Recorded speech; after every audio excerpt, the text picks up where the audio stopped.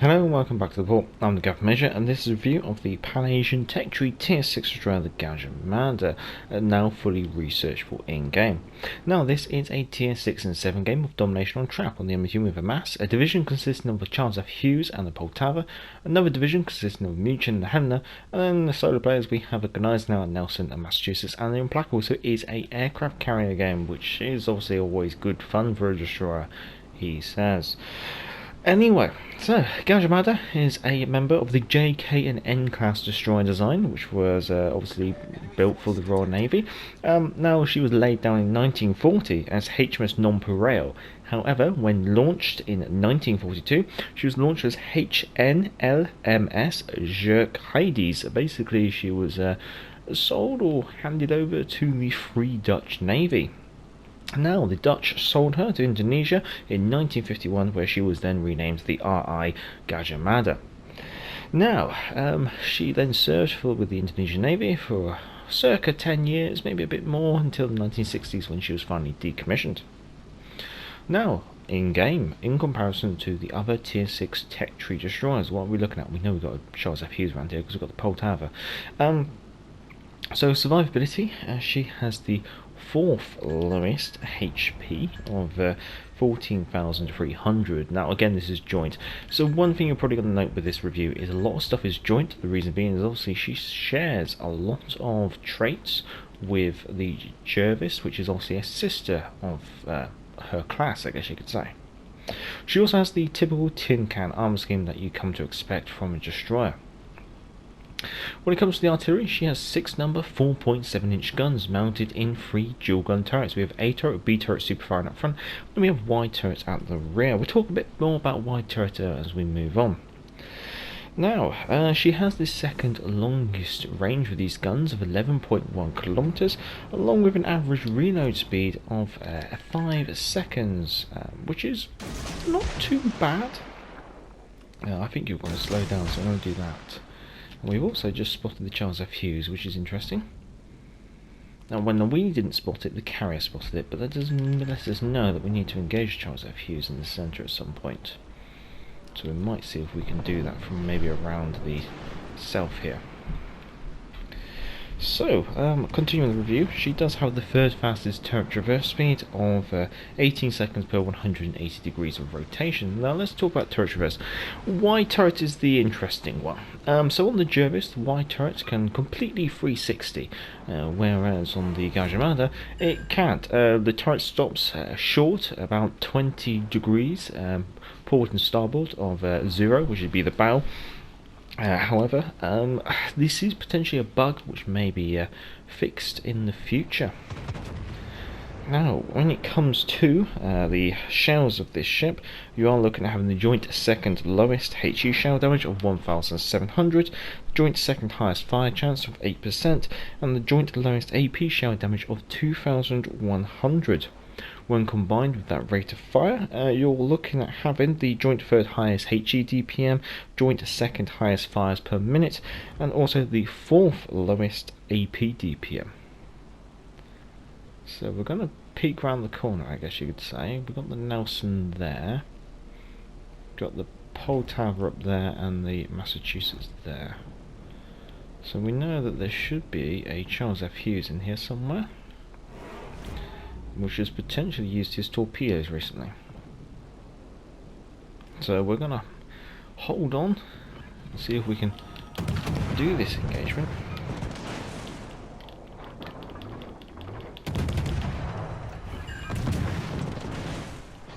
Engine boost activated.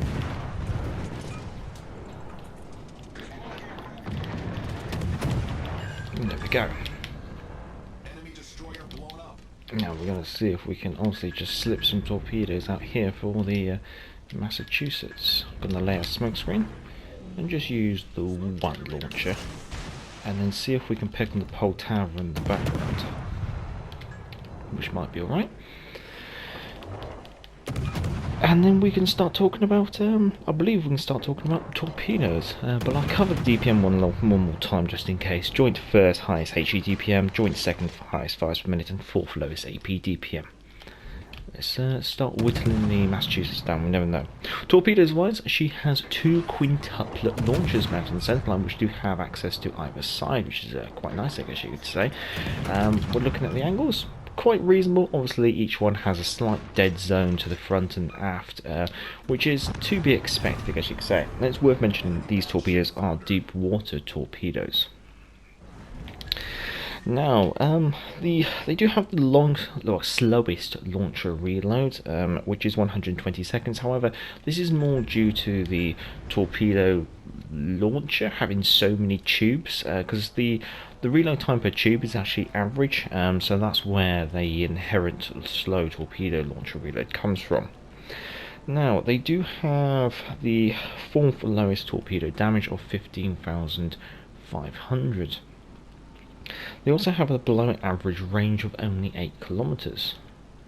I'm thinking I might head up north and maybe see if we can loop round and get a broadside on. At the moment, what I'm not liking is that I'm in the middle in the carrier game. However, it looks like we might have an opportunity to engage the enemy aircraft carrier, which could be interesting. She's only 4.3 kilometers away. Now we do have torpedoes loaded. Continuing with the torpedoes, they do have below average range of 8 kilometers, second slowest at 60 knots, but they do have the shortest detection of 0.8 kilometers, which does mean that enemy ships will have the shortest amount of time in order to respond to those torpedoes. And yeah, this looks like it should be right. We're just going to make sure that we get rid of the carrier, is the best way to put it. We wouldn't want to accidentally mess this up. No, one launcher should do it. I'll keep one in the bag just in case.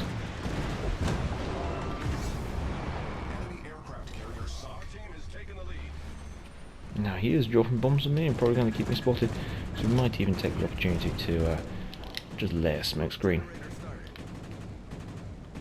Now, one thing I do like to do when I'm up against a carrier is just to quickly, once you stop this dropping the smoke screen, is just to make sure you spread out the smoke screen a little bit more, just to try and improve your opportunity of not being hit, because obviously they try and drop bombs on your last known location. And it looks like he's already given up, so we can start moving on. That's a good thing to see. So yeah, the torpedo speed is quite slow, 60 knots, but the detection is only 0.8 kilometers, which means that enemy ships will have about 5 seconds to respond to those torpedoes should they be detected at that short range. Maneuverability, you are the joint second slowest at 36 knots. You also are looking at being the joint second best turn circle at 590 meters, and also an average rudder shift of 3.5 seconds. When it comes to the concealment, destroy, it's a mass, that's a bit awkward, but hopefully we can't engage with torpedoes, but we can see maybe if we can chip in. It's a bit risky, so we'll probably only do it if we really have to, because we have got the Helena just disappearing to our front. Maybe we will take this opportunity to engage the mass.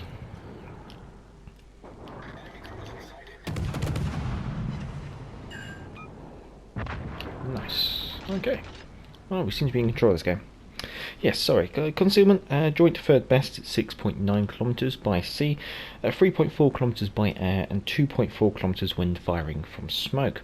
Consumable wise, she has an engine boost. She gets 2 of these. These will improve her engine speed by 8% for 120 seconds, taking her base speed of 36 knots up to a speed of 38.9 knots. Obviously, you can improve this with commander inspirations, traits, and obviously battle booster flags. Now for your second consumable, you have options. You can either take 4 number smoke screens. These have a 30-second duration, a 70-second dispersion, and a 120-second reload. So almost like an intermediate smoke screen. It's not quite like the typical smoke screen you've got most destroyers, but it's not quite a British smoke screen, I guess you could say. Or you can take 2 number radar. Now the radar will be able to detect ships at 7.5 kilometers range for 15 seconds with a 180-second reload. My recommendations is probably smoke if you're playing solo, radar if you're playing in support of something else. The reason being is when you're playing in support of something else, you know that you're probably going to work together to take down any targets that are spotted. maybe if you're working with a friendly destroyer, it might be quite useful, where you, like, one of you can use smoke, one of you can use radar. I'd say the radar is more of like a support thing, whereas the smoke is more of like a survivability thing. Now, as always, down in the description will be the modules and the commander build. In regards to modules, I've just taken the typical three: Aiming Systems Module 1, Propulsion Systems Module 2, and Concealment Module 1. And we're just going to see if we can just wrap up this hell there.